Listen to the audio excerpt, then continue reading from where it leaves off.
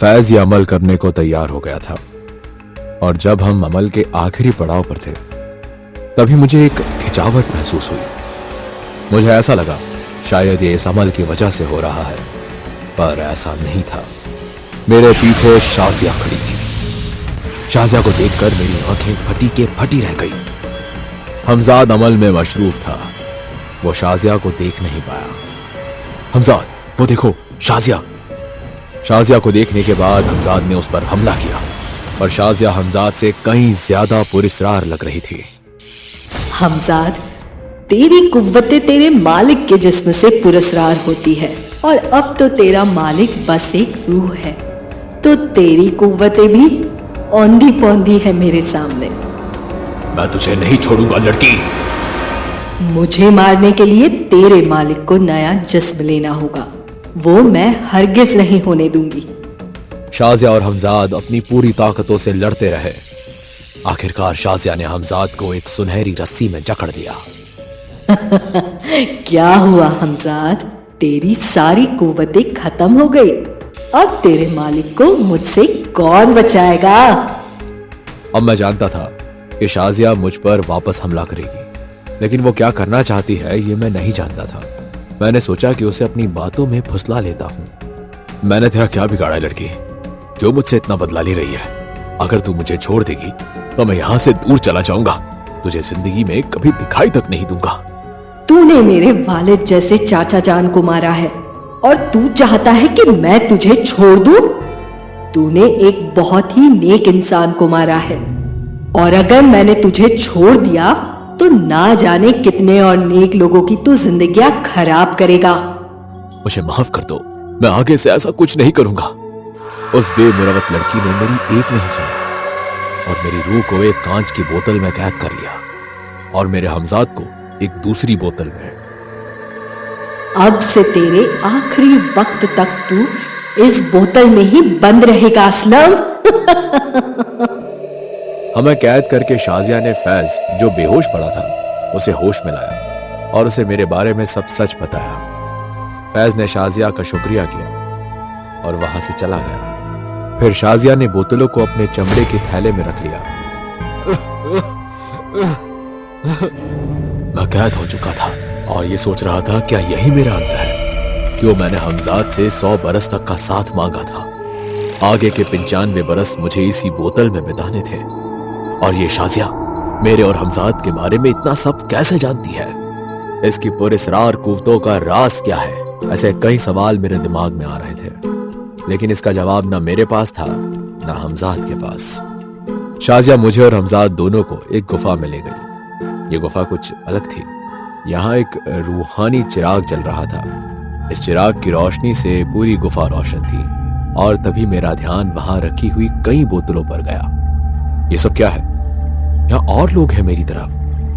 मैं हैरत में था क्योंकि मैंने आज से पहले किसी और हमजाद या और किसी आयाम में रहने वाली ताकतों को नहीं देखा था। शाजिया ने मेरी बोतल एक किनारे रख दी और हमजाद की बोतल मुझसे अच्छे खासे फासले पर रखकर चली गई। उसके जाने के बाद हमजाद, हमजाद, क्या मेरी आवाज सुन सकते हो? हाँ मालिक। अब हम यहां से कैसे निकलेंगे हमजाद? अभी तो मुझे भी इसका मौजिज़ा नहीं है मालिक, पर मुझे पूरा यकीन है कि कोई ना कोई रास्ता जरूर होगा इस कैद से आजाद होने का। हम दोनों बातें ही कर रहे थे कि बगल वाले बोतल का चिन्ह बोल पड़ा। कोई रास्ता नहीं है? क्या मतलब? मैं यहां लगभग 30 बरस से हूं, मुझे अब तक कोई रास्ता नहीं मिला। 30 बरस? क्या तुम्हें शाजिया के वालिद ने कैद किया था? नहीं, मुझे शाजिया ने ही कैद किया था। पर वो तो खुद 20-22 साल की लगती है। वो तुम्हें 30 साल पहले कैसे कैद कर सकती है? शाजिया की उम्र बढ़ती ही नहीं, अभी वो लगभग 80 साल की है। क्या? सुनकर मुझे समझ नहीं आ रहा था कि जिन सच बोल रहा है या झूठ, पर यह कैसे मुमकिन है? मुमकिन है। शाजिया कोई आम लड़की नहीं है, बल्कि सांपों की शहजादी है। उसकी उम्र कभी नहीं बढ़ती और उसको कोई मार भी नहीं सकता। अपनी मौत तक वो ऐसी ही दिखती रहेगी। पर वो मरेगी कब? शायद 100 साल में, लेकिन ये पक्का नहीं है। क्या मतलब? शाजिया को मरने से पहले अपने आगे की पीढ़ी में अपनी बेटी को अपनी ताकतें देकर जाना होगा। और तब तक वो मर नहीं सकती। लेकिन ये शाजिया है कौन? इसे जानने के लिए तुम्हें उसके अतीत में जाना होगा। आज से लगभग 100 साल पहले की बात है। सांपों का एक गहरा जंगल था। उस वक्त उस जंगल से कोई मुसाफिर गुजरता तक नहीं था। कहते हैं कि जो भी उस जंगल में जाता था उसे सांप डस लेते थे। इस जंगल की एक और खासियत थी। इस जंगल में एक बहुत ही खूबसूरत लड़की रहती थी जो इन सांपों की शहजादी थी, जीनत। जीनत देखने में 20-22 साल की थी पर उसकी उम्र उस वक्त 80 बरस थी। एक दिन इस जंगल में एक मुसाफिर गलती से आ गया, सुल्तान। सांपों ने सुल्तान का पीछा किया। लगता है मैं रास्ता भटक गया हूं। ये जंगल तो मैंने पहले कभी नहीं देखा है। बहरहाल सुल्तान चलता रहा और सांप भी उसका छुप छुप कर पीछा करते रहे। एक बार सुल्तान की नजर जीनत पर पड़ी। जीनत के पूरे शरीर पर सांप लिपटे थे। ये देखकर सुल्तान हक्का बक्का रह गया। कौन हो तुम और क्या तुम्हें इन सांपों से डर नहीं लगता?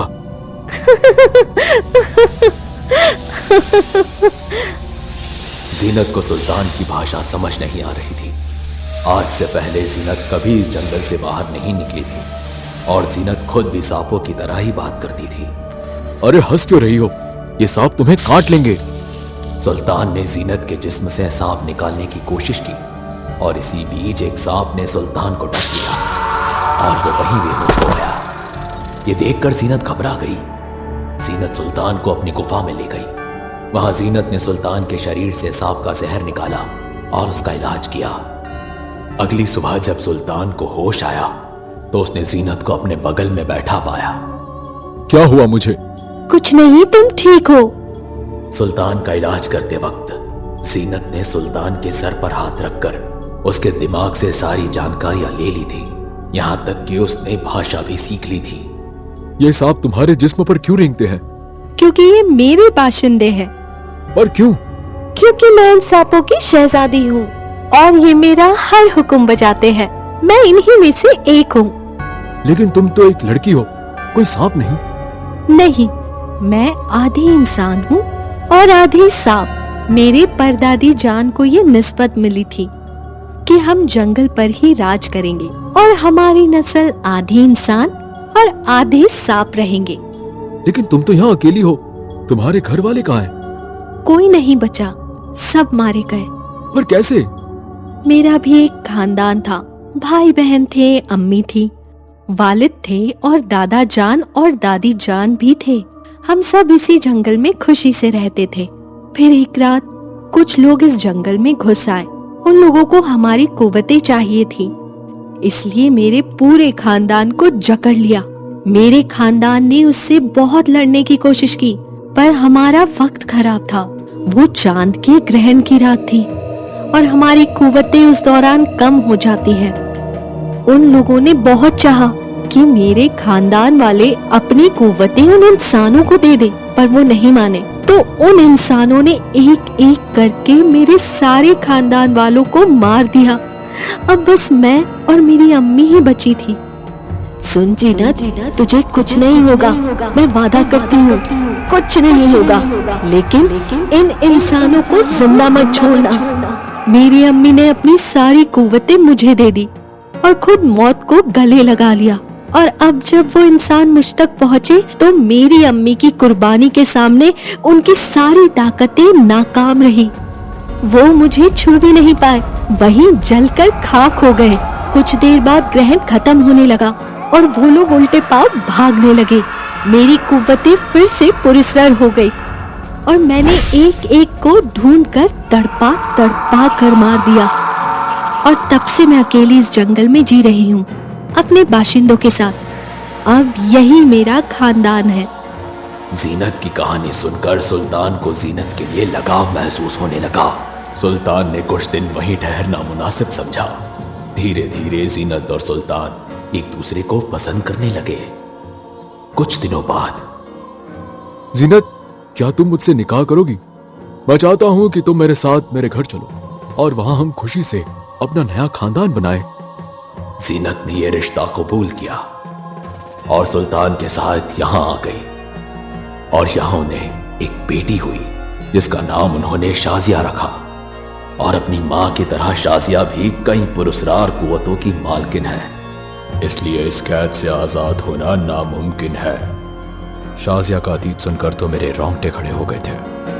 मैंने सोचा तक नहीं था कि ऐसा कुछ भी हो सकता है। मैं ऐसी पुरस्कार सांपों की शहजादी से कैसे आजाद हो सकता हूं? क्या अब ये बोतल ही मेरा घर बना रहेगा? हेलो दोस्तों, अगर आपको ये वीडियो पसंद आई हो तो इसे लाइक और शेयर करें। ऐसी ही वीडियोस देखने के लिए हमारे इस चैनल को सब्सक्राइब करें। तो मिलते हैं अगली वीडियो में, तब तक के लिए नमस्कार।